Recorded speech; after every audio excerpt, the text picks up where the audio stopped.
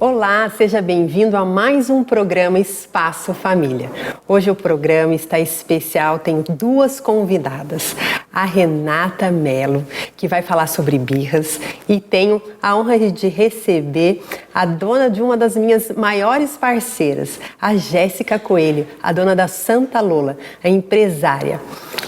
Renata, que prazer te receber aqui. A gente sempre se encontra nas festas da casa da minha prima Milena e a gente sempre conversa sobre criança. E eu, quando recebi o convite de fazer parte aqui do programa da RVC, eu falei, nossa, a Renata tem que estar lá. Uma mulher que conhece tanto sobre criança, não é mesmo? Que gosta tanto desse assunto. Eu só nos bastidores do nosso WhatsApp, eu já aprendi tanta coisa que você não tem noção. É uma honra receber você aqui, viu? Muito obrigada. Que bom, Manu. Eu agradeço o convite. Eu acho que sempre que a gente pode partilhar um pouquinho de conhecimento, a gente acaba somando. A gente sempre aprende junto, né? Sim. Nunca é uma construção de uma via só. Sim, claro. Você é psicopedagoga e fundadora da LUD. Depois você vai contar para nós da LUD. A LUD é um espetáculo, na verdade. Nós vamos falar das birras. Menina, não é fácil lidar com as birras. Eu, como mãe de duas crianças, de dois. Você adora, né? E você tem 3, né? Eu tenho. Então você vive isso também dentro da sua casa. E eu, mãe de uma menina de 2 anos, que vai fazer 3 da Lara, e do Davi de 5, eu posso dizer para você que quase todo dia eu deparo com as birras. Me fale das birras. O que é a birra, Rê? Bom, em primeiro lugar, você e todas as mães, né? Sim. Uma coisa que sempre me perguntam, Renata, seus filhos nunca fizeram birra? Claro que sim. Birra faz parte do desenvolvimento infantil. Se a gente conhece uma criança que nunca fez birra, opa, talvez tenha algo errado aí, né? A birra, ela faz parte do desenvolvimento. Por quê? É uma forma que a criança tem de aprender a se desenvolver, a lidar com aquilo que ela está vivendo, e é um mecanismo de comunicação que ela conhece. A gente tem um aprendizado antigo com a ideia de que a birra é ruim, é uma afronta, é um comportamento errado. Não é. Hoje, a partir dos estudos que a gente tem, das pesquisas, a gente sabe que não. A birra é um mecanismo de comunicação dessa criança. Ela está trazendo para a gente alguma necessidade ou alguma questão que ela está vivendo e que ela não sabe comunicar de outra forma. Entendi. E gozado, né? Quantas vezes dentro de casa os meus filhos estão fazendo birra e eu e meu marido, vou falar por nós dois, que a gente sempre interpreta errado. A gente sempre acha assim, eles estão provocando, eles estão testando. Olha o que ela está fazendo, a gente já interpreta totalmente diferente. E não é, faz parte do desenvolvimento, é a comunicação que a criança tem com a gente. Ela foi frustrada e daí ela manifesta aquele momento de descontentamento, podemos dizer assim. Exatamente. E sabe por que isso acontece, Manu? É super natural de acontecer. Porque às vezes a gente olha para uma criança que está fazendo birra e tenta interpretar aquela criança como se ela fosse um mini adulto. Só que ela não é. Ela não age como nós, ela não pensa como nós, ela não tem maturidade cognitiva para desenvolver essa complexidade de raciocínio que o adulto tem. Ela é muito mais objetiva, ela é muito mais impulsiva, ela é muito mais instantânea e ela é muito mais corporal. Muitos dos mecanismos de comunicação que a criança acessa nessa primeira infância, aí, que é a idade que vai até por volta dos 7 anos, eles se dão via corpo. Ela fala muito com o corpo, porque ela ainda não tem domínio da fala oral. E ela, assim, é verdadeira todo o tempo. A criança, ela é verdadeira todo o tempo. Ela não faz média, ela não faz nada para agradar. Ela é ela. E às vezes a gente não consegue lidar com isso. Eu acho que a parte mais difícil da birra é a gente se controlar, nós pais. Você também tem que dar uma dica dessa. Porque assim, a criança, até a gente entender que é uma comunicação dela, tudo bem. Mas nós pais, que temos que respirar e mudar o nosso pensamento. Agora, eu juro pra você que eu vou olhar diferente para aquela birra que os meus filhos fizerem em casa.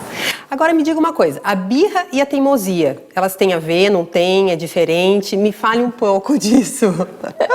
Porque às vezes eu olho e acho que é teimosia, então não, é birra. Explica um pouquinho para mim. Então, o termo birra e o termo teimosia são termos que às vezes eles acabam tendo uma conotação até meio pejorativa, né? A gente tem que tomar muito cuidado para a gente não julgar a criança. Quando a gente fala, ele é teimoso, ele está fazendo uma teimosia, eu estou julgando uma intenção da criança que ela não necessariamente tem. Sim. Então, como é que a gente olha para a birra da criança? Quando a gente fala de birra, a gente precisa olhar para a criança e para o adulto. É exatamente esse ponto que você colocou. Quando eu olho para a criança, eu preciso entender que ela tem uma necessidade a me comunicar e ela não sabe comunicar de outra forma. Essa necessidade que ela está me comunicando, ela está associada à realidade que essa criança vive, à fase do desenvolvimento que ela está. Então, tem algumas características que são intrínsecas da infância. Intolerância à frustração. A criança ainda não está pronta para lidar com um não de uma forma muito tranquila, como um adulto conseguiria. Então, às vezes, para ela, essa frustração é mais pesada do que ela consegue suportar, para que ela consiga conter e ter um comportamento adequado. Além disso, a gente tem a questão do egocentrismo. A criança, ela é muito egocêntrica, ela aprende a desenvolver a empatia e a perceber o outro, a necessidade do outro, a limitação que ela precisa ter em função do outro, com o tempo. O pensamento infantil, ele é muito egocêntrico, é quase como que a ideia de que eu sou o centro do mundo e você, mãe, é um ser super poderoso, você tem mágica. Se você estalar o dedo, você consegue fazer o que eu preciso e o que eu quero. Por que você não me dá? Sim. Isso não entra na minha cabeça. Essa é a linha de raciocínio infantil que a gente precisa considerar. Outra questão é da comunicação corporal, que a criança usa muito o corpo para comunicar aquilo que ela está sentindo, a dificuldade que ela tem de reconhecer os próprios sentimentos e de falar claramente para você, mãe, eu estou muito frustrado porque eu fui com você numa loja de brinquedos e eu fiquei com muita vontade de ter aquele brinquedo e você não comprou, e agora o que eu faço com essa vontade que está aqui dentro? Ele não vai saber nunca falar assim. Ele não sabe falar tudo isso. O que é que ele faz? Ele chora. E a gente precisa tentar, de alguma maneira, fazer essa interpretação. Sim.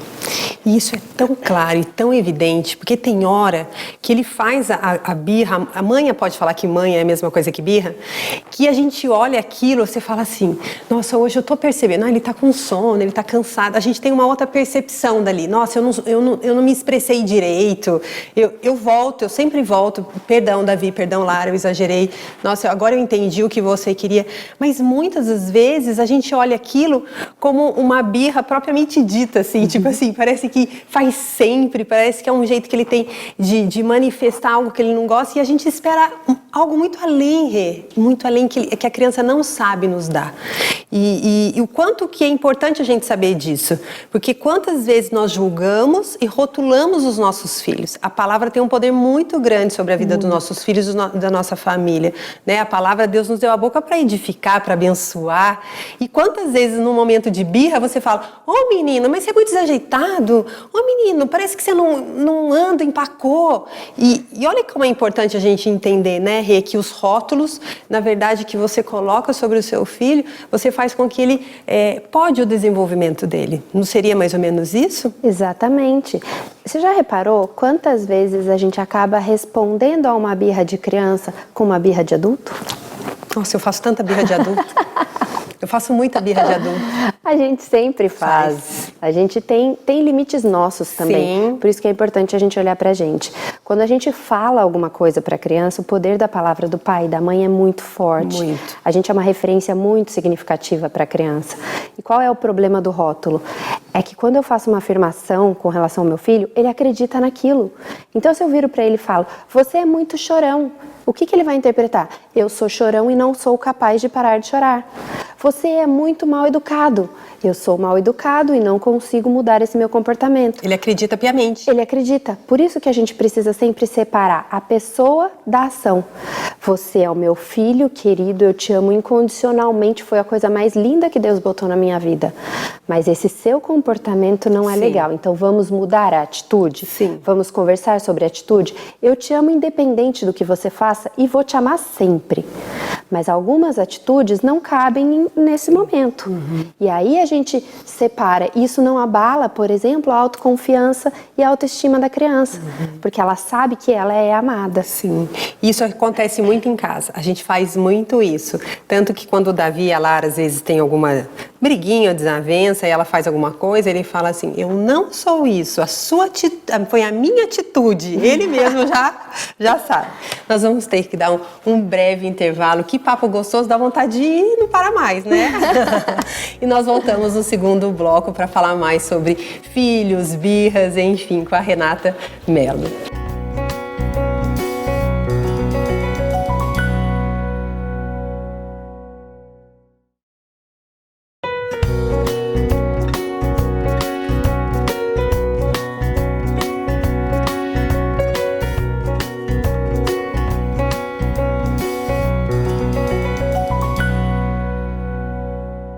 Estamos de volta no segundo bloco do programa Espaço Família. Agora é um momento que eu mostro o meu look.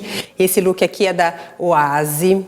Essa boutique está no seu clube. O meu cabelo, maquiagem, quem é responsável por isso é o Matheus e a Joyce. Muito obrigada pelo carinho, pela dedicação comigo. Eu agradeço muito, viu, Felipe? Obrigada pela parceria. O Felipe é o dono do seu clube. Muito obrigada, Felipe. E a roupa da Oase, como eu falei, os acessórios é da Camila Andraus. A Camila arrasa nos acessórios, no brinco. Olha que coisa mais linda. E eu estou aqui com o sapato da Santa Lula. Eu amo a Santa Lula. Hoje eu vou até entrevistar, vou conversar com a Jéssica Coelho, a dona. E não estou rasgando seda não, porque vocês têm me acompanhado e eu sempre falo muito bem da Santa Lula. Eu já era freguesa e agora tendo ela como parceira exclusiva é uma honra. Eu amo sapatos, eu uso no meu dia a dia para sair. É um arraso. Quando eu ponho, eu sempre arraso, gente. Vamos lá. Rê, que papo gostoso, mas como diz aqui nos bastidores, no intervalo, meu marido falou, você tá dando um murro no nosso queixo, porque nós estamos aprendendo com você a lidar com as crianças. Eu falo tanto de crianças, mas eu sempre deixo bem claro que eu sou uma mãe que erro. Eu tenho um Instagram que falo de criação de filhos, relacionamento, mas eu sempre deixo bem claro, eu erro, eu volto à minha referência, eu peço perdão e eu tô aprendendo todos os dias. E tá uma delícia esse papo, porque agora eu tô aprendendo mais ainda com você. Vamos voltar a falar aqui. Então, como é que a gente faz para lidar? Porque até então agora eu compreendi que é uma birra que faz parte da comunicação da criança. Mas como que eu faço para lidar com isso? Quais os mecanismos que eu posso usar? Me dá dica urgente. Vamos lá. A primeira coisa que a gente precisa fazer é trocar o chapéu. Porque quando a gente é pai e mãe, às vezes a gente está lá com o chapéu de juiz, de sabedor de tudo e que define tudo. Tira um pouquinho esse chapéu, deixa de lado e vamos colocar um chapéu de investigador. Lembra, com a criança, nós somos os adultos da relação. Então, a gente tem condição de avaliar o contexto todo. Aí a gente consegue saber o que essa criança está querendo comunicar pra gente. Então, olha, ela começou a fazer uma birra. Por quê? O que ela está querendo? Qual é a necessidade que está por trás disso? Qual é a expectativa? É muito comum que a birra surja a partir de uma expectativa que a criança criou e que ela não sabe lidar, ela não consegue suportar sozinha aquilo. Então, o que ela está querendo? Qual é a expectativa dela? Como é que está o estado emocional e o estado físico dela? A gente consegue olhar para isso para começar a tomar umas atitudes. Sim. E aí tem alguns passos, não tem uma receita de bolo para lidar com a birra, pelo simples fato de que cada criança é única, né? Mas existem alguns passos que a gente pode dar para aumentar a nossa assertividade com os nossos filhos. Primeiro deles, vamos avaliar a situação? Por exemplo, eu vou com o meu filho a um supermercado, meu filho é pequenininho. No supermercado tem uma porção de doces, guloseimas, salgadinhos que naturalmente vão despertar vontade nele de comer. E aí, o que eu vou fazer? O que eu quero permitir? O que eu não quero? Eu tenho como antecipar essa situação e fazer combinados prévios. Esses combinados prévios ajudam demais, porque se a criança entende os limites, se ela conhece e tem essa previsibilidade, a chance dela criar expectativas inadequadas diminui. É menor. É menor. Então a gente pode olhar para isso. Outra coisa, validar o sentimento da criança é essencial para que a birra não cresça. Não tem sentimento errado, todos os sentimentos precisam ser validados. E de novo, Quando a gente olha para uma atitude da criança, a gente tem que avaliar essa atitude e pensar com a cabeça da criança. Então, às vezes, alguma coisa para nós pode ser muito simples e muito óbvia, mas para ela é grande. Valida aquele sentimento, ajuda ela a nomear, empresta palavras para ela. Ah, você foi com seu filho no shopping, ele viu um brinquedo, ficou com vontade de ter aquele brinquedo, mas você não consegue dar. E ele chorou. Tudo bem, acolhe o choro, abraça, faz um carinho. Olha, eu entendo que você está com vontade de ter esse brinquedo, realmente deve ser muito legal. Acho que se eu tivesse no seu lugar, eu também teria essa vontade. Quando você acolhe, você dá um colo para aquilo que ele está sentindo. Uma atenção, olhar no olho. Exatamente. Isso dá uma tranquilizada na situação em geral. E depois a gente pode pensar em alternativas que a gente pode oferecer para essa criança. Olha, hoje a mamãe não trouxe o dinheiro aqui no shopping para comprar esse brinquedo, mas a gente tem o jogo tal, tal e tal em casa. Vamos fazer o que a gente precisa fazer aqui rapidinho e quando a gente voltar para casa você vai escolher o jogo e nós vamos nos divertir juntos. Muda o foco. Muda o foco, traz alternativas possíveis. A criança está buscando tomada de decisão, ela está crescendo, ela está querendo construir aquela autonomia. Dá para ela esse espaço. Sim. Um outro ponto que também é super importante. Será que em alguns momentos a gente pode flexibilizar o nosso não? Então, vou pegar um outro exemplo aqui. Eu tenho uma regra em casa com os meus filhos, eu faço questão de que eles tenham uma alimentação saudável, comam legumes, verduras e tal, durante a semana. Mas aí a gente foi para um aniversário, e aí ele chega lá no aniversário, tem um almoço com legumes e tal, mas tem um monte de salgadinhos, pipocas e outras coisas. E ele viu e ficou com vontade. Poxa, será que naquele momento especificamente a gente pode abrir uma exceção? Ceder, né? E ceder? Isso não é ser permissivo, isso é ser coerente, é equilibrar o desejo da criança com as necessidades que a gente precisa proteger dela. Quando a gente olha para isso e para pensar, a gente consegue evitar birras. O que você está falando que acho que mais mexe comigo é a gente olhar aquela circunstância que está acontecendo com o nosso filho com os olhos dele. Exato. Porque a gente sempre olha com os nossos olhos. A gente está com pressa, a gente está correndo e a gente quer que ele seja acelerado. A gente quer que o negócio funcione do nosso jeito. Você está fazendo uma coisa, você não gosta de ser interrompida, você quer finalizar. Então, a gente acaba podando demais, falando muito não, cedendo menos, sempre com o pavio curto, né? Mas essa importância de olhar para aquilo que ele, para aquela birra, para aquele momento de chororô que ele está se manifestando, mas enxergar com os olhos dele. Isso fez para mim total diferença, porque o jeito que a gente pensa não é como que ele pensa e como ele enxerga, não é? E a gente precisa considerar também aqui um outro ponto que é muito importante, que é a diferença da afetividade com a permissividade. Sim. Tem gente que acha que não, mas a criança está fazendo uma birra, eu preciso ser duro, eu preciso ser severo. Você não precisa, você precisa ser firme e manter a decisão que você tomou. Então, se eu disse um não e eu pensei sobre esse não antes, porque às vezes a gente vai no embalo do automático, não, e não para pensar, a criança às vezes acaba sofrendo. Então eu pensei, esse não é importante, então eu vou sustentar esse não. Mas eu posso sustentar com afetividade. Eu posso sustentar com uma fala calma, com uma fala respeitosa. Eu posso me abaixar no nível da criança, na altura, para olhar olho no olho. Não sou eu que estou dando ordem assim para você. Eu estou conversando e te explicando porque eu te considero. Sim. É completamente diferente. Totalmente diferente. Né? E perceber que a birra tem estágios.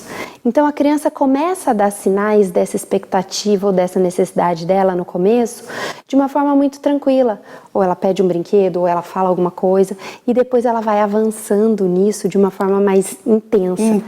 Se a gente estiver atento, a gente pega desde o início. Fica mais fácil. Fica muito mais fácil. Ai, que pena, acabou de novo, passa tão rápido, meu Deus. Renata, que prazer ter você aqui. Queria tanto que você falasse da Lud, você é fundadora da Lud. Você pode falar isso em uma frase ou não? Falo. A gente trabalha a inteligência emocional das crianças nas escolas. Ensinamos a professores, pais e os alunos a lidar com as próprias emoções, gerenciar as próprias e as dos outros. Como é que essas crianças vão aprender a lidar com a raiva se ninguém nunca ensinou para elas o que é raiva? Isso é um ótimo assunto para você voltar agora nessa era de suicídio, depressão. tudo isso tem a ver. E eu quero aprender muito mais com você. Nós vamos colocar seu contato aqui para as pessoas falarem com você, tá bom? Muito obrigada. Tá ótimo. E eu quero te dar uma lembrancinha. É pão de mel da Van, é um pão de mel delicioso para você delícia. adoçar a sua vida, que eu tenho certeza que já é muito doce. Obrigada, viu? Obrigada, Adorei. Rê, muito obrigada. E já vamos deixar o próximo tema preparado para o próximo programa, tá bom? Vamos sim, eu volto. Nós vamos parar um pouquinho aqui nesse segundo bloco e no terceiro eu vou ter a honra de receber a Jéssica Coelho, que vai falar sobre moda, sobre sapatos, tendência. Que delícia! Espero vocês no terceiro bloco.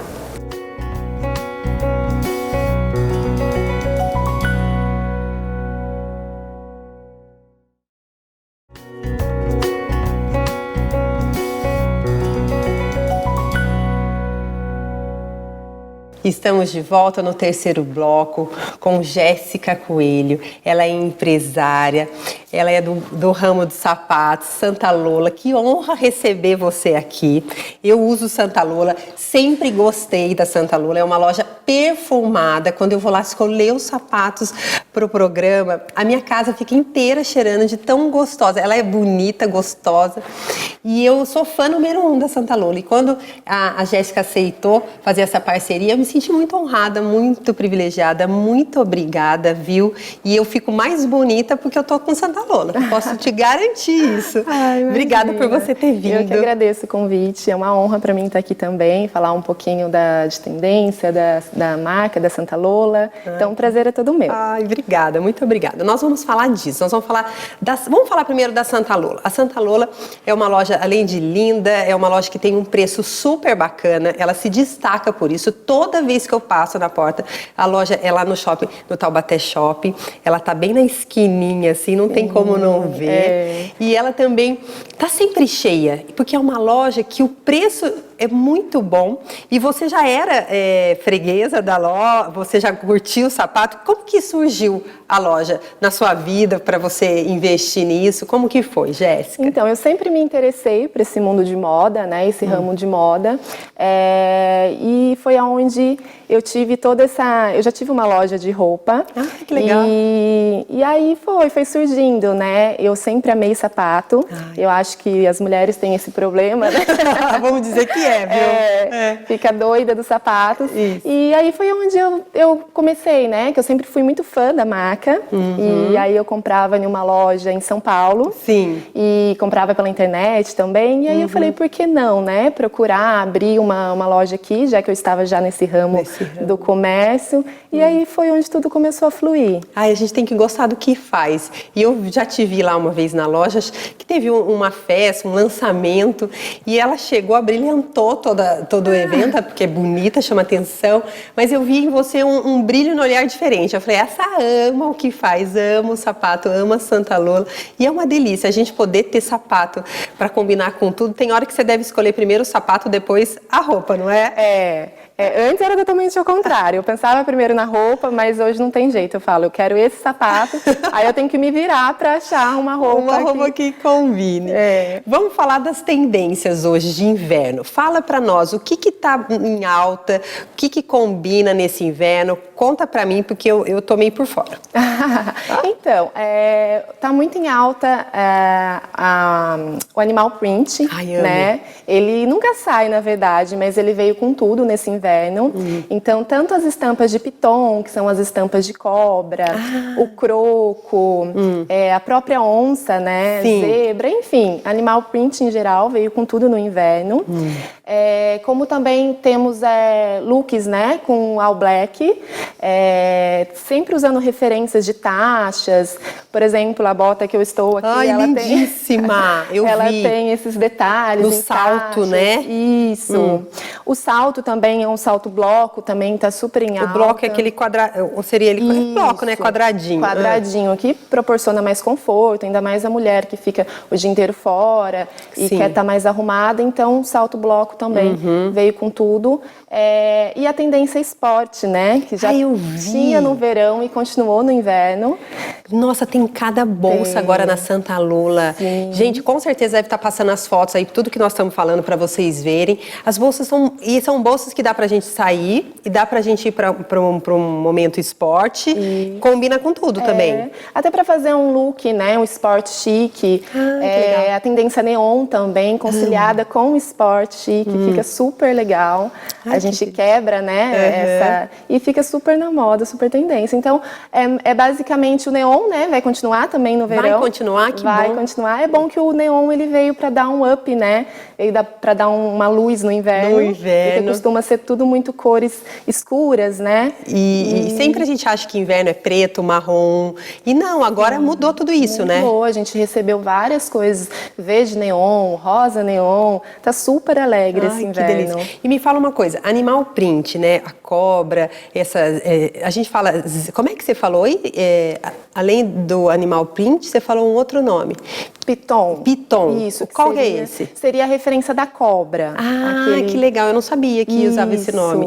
E a gente pode usar, por exemplo, cores, além do preto, com esse animal print, ou não? Por exemplo, você está toda de preto. Se você colocasse um animal print, a gente tem certeza que daria certo. Mas se eu colocasse uma cor, eu acho que fica demais, né? Olha, depende. Tudo vai depender dos acessórios também que você usar. Mas seria um look interessante, porque poderia acender o seu look, né? Sim. Então, por exemplo, você coloca até uma bota de piton mesmo, combinar com uma bolsa vermelha. Olha, que legal. Fica super legal. Dá pra gente brincar com as cores, isso que é bom, isso que é legal da tendência, né? Você fazer uma compra certa para você usar várias vezes. E antes a gente tinha medo de ousar, né? E eu sempre fui preocupada, melhor ir no básico. Eu pegava as coisas da moda, assim, mas sempre com medo de ousar. E o legal quando eu chego lá na Santa Lola, falo com a Meire, com a Gabi, com a Jo, eu falo assim, eu tô com o look aqui, me ajudem. E elas já vão de pronto, assim, elas já pegam assim, nunca que eu ia imaginar um sapato para combinar aqui. E o legal é isso, porque elas também estão super antenadas nas tendências, elas nos ajudam, né, também na escolha, e a gente pode usar. Eu acho que o grande lance da gente acompanhar um pouco a tendência é a gente poder brincar com as cores, não é, Jéssica? Fica uma maneira bem, bem legal, assim, né, de você usar. E nunca é demais, sapato, bolsa, né? Nunca, a gente tem um guarda-roupa. Né? Não sei também, mas nunca é demais. A gente gosta muito, e hoje os acessórios faz toda a diferença, não é mesmo? Faz. Nossa, que delícia. E a gente, como está falando de tendência, né? As bolsas mini bag também veio com são tudo. lindas. São bem lindas, que é para dar aquele up mesmo no visual. Aí você às vezes vai para um restaurante, sai, né? Ela cabe o celular, um batom, um espelho, fica chique. Você pode pôr aqui, pode pôr assim. E ela sempre vem com propostas, né, de moda, taxa, ou no animal print. Então sempre tá com corrente. Que gostoso falar de moda, gente. Que gostoso falar de sapato, de bolsa, tudo que a gente ama, não é, Jéssica? Tudo que a gente usa todos os dias, né? Verdade. E como a gente usa, né? Muito obrigada, que pena que acabou também. Obrigada pela sua presença, quero te agradecer de novo pela parceria. Nós estamos aqui à disposição. Eu falo muito para as meninas lá, vamos gravar um vídeo aqui, vamos colocar no programa, porque para mim é uma honra, de verdade. Muito obrigada. Eu que agradeço. Obrigada mesmo. Nós encerramos mais um programa Espaço Família. Que pena que acabou. Por mim, eu ficaria aqui mais um tempão falando de moda. Muito obrigada por vocês estarem me acompanhando. Eu agradeço demais. E que Deus os abençoe e até o próximo programa. Tchau!